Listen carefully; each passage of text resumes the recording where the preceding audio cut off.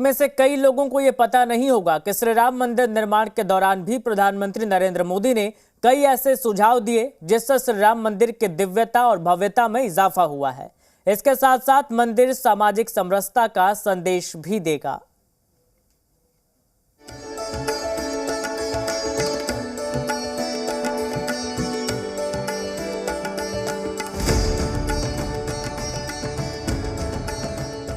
नब्बे के दशक में मंदिर निर्माण के बाद ही रामलला के दर्शन की शपथ लेने वाले प्रधानमंत्री मोदी 3 दशकों की प्रतीक्षा के बाद जब अयोध्या में रामलला के दर्शन के लिए पहुंचे तो भव्य श्री राम मंदिर के निर्माण के लिए भूमि पूजन किया। उस वक्त राम मंदिर निर्माण को लेकर उनके मन में कई योजनाएं थीं जो अब मूर्त रूप लेती दिखाई दे रही हैं।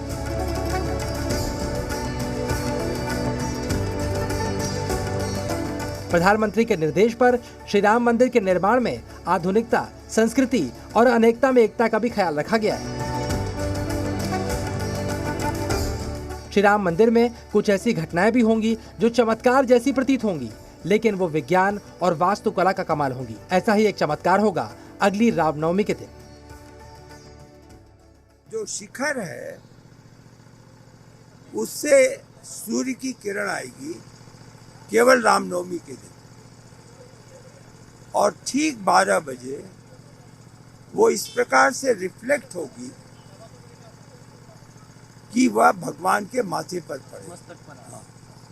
तो यह भी अपने में एक टेक्नोलॉजी का स्वरूप होगा, कुछ क्षणों के लिए होगा, और ऐसा प्लान किया है हमारे पुणे की एस्ट्रोनॉमी इंस्टीट्यूट है और सेंट्रल बिल्डिंग रिसर्च इंस्टीट्यूट कि अगले 20 वर्ष सूर्य का जो भी मूवमेंट होगा उसके अनुसार वो सही ढंग से रामनवमी के दिन आता है। तो सर ये अगली जो रामनवमी आने वाली 2024 में, तो हम ये मानकर चले कि उस रामनवमी के दिन रामलला के मस्तक पर सूर्य की किरण सीधे पड़ेगी? पूरी संभावना। आपको ये जानकर हैरानी होगी कि श्री राम मंदिर में होने वाली ये विशेष घटना कोई संयोग नहीं बल्कि प्रधानमंत्री मोदी के सुझाव को CSIR और CBRI जैसी संस्थाओं ने सच साबित करके दिखाया है। मुझे याद आ रहा है मैंने 2021 में जब आपका इंटरव्यू किया था, आपने मुझे बताया था कि ये सुझाव प्रधानमंत्री मोदी की तरफ से आया था कि रामनवमी के दिन रामलला के मस्तक तक किरण पहुंच सके सूर्य की। ये सही है? ये सुझाव अभी भी सही है, क्योंकि उन्होंने ही इतना ही नहीं कि उन्होंने सुझाव दिया, उन्होंने कृपा की कि सेंट्रल बिल्डिंग रिसर्च इंस्टीट्यूट और CSIR जिसके अंडर में सब आते हैं, उसके डायरेक्टर जनरल से कहा कि ये काम मैं आपको सौंप रहा हूँ और इसको आप अपनी जो लेबोरेटरीज हैं उनसे जोड़ के बनवाएं।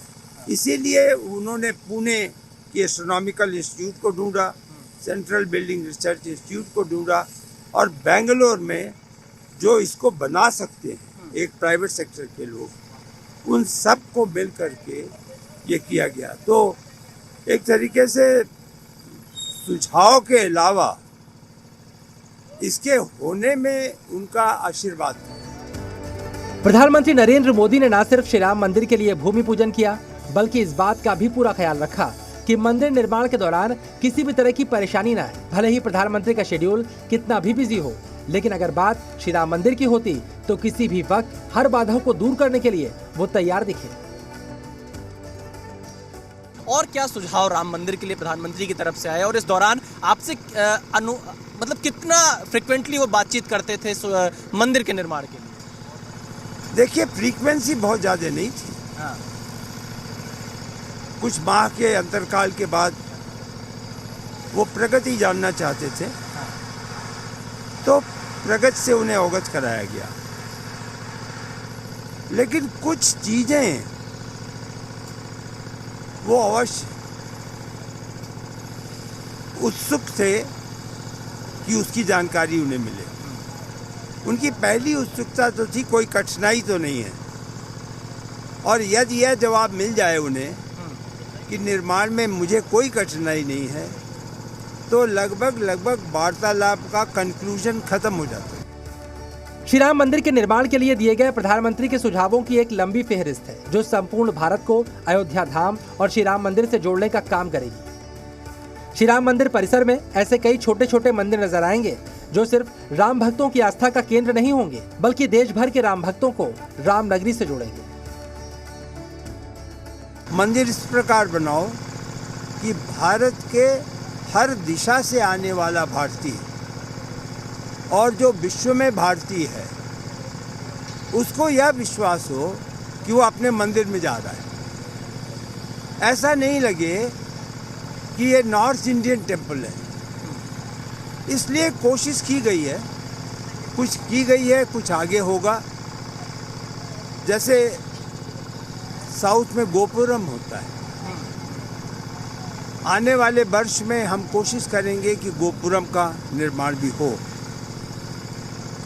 आपने वेस्टर्न इंडिया में परकोटा शब्द सुना है। परकोटा इज ए बाउंड्री। यहाँ पर वो बाउंड्री भी है, परिक्रमा मार्ग भी है, मंदिर की परिक्रमा। तो हमने परकोटा का व्यवस्था की है। एक उन्होंने यह भी कहा था कि सोशल हार्मनी का मैसेज मर्यादा पुरुषोत्तम राम ने बहुत प्रभावी ढंग से दिया जब वो वनवास में गए। जिससे मिले वो, तो वो कहीं न कहीं ये संदेश दे रहे थे कि भारत विभिन्न समुदायों से मिलकर एक देश बना है, उनसे उनका मिलना आवश्यक था। तो उन्होंने कहा कि मंदिर में कुछ अन्य मंदिर भी अलग अलग बनाओ, एक साथ ही मत बना देना। तो अब हम लोग जो मंदिर बनेगा उसमें, जैसे आपको उदाहरण दूं कि सबरी माँ का मंदिर बनेगा, निषाद जी का बनेगा, अहिल्या जी का बनेगा, महर्षि वाल्मीकि का बनेगा। इस प्रकार के 7 चुने हुए महानुभाव जो भगवान के संपर्क में आए, उनका मंदिर भी बनेगा। तो ये सुझाव प्रधानमंत्री का रहा। जी हाँ, ये उनका। प्रधानमंत्री श्री राम मंदिर के बारे में अक्सर कहते हैं कि प्रभु श्री राम का यह धाम पूरे भारत को नहीं बल्कि पूरे विश्व को संदेश देगा। अब दुनिया भर के राम भक्तों को 22 जनवरी का इंतजार है, ताकि वो श्रद्धा, आस्था, संस्कृति और परंपरा के प्रतीक श्री राम मंदिर में रामलला के दर्शन करके अनेकता में एकता, वसुधैव कुटुंबकम और विश्व शांति के संदेशों को आत्मसात कर सके। विशाल पांडे, जी मीडिया, अयोध्या।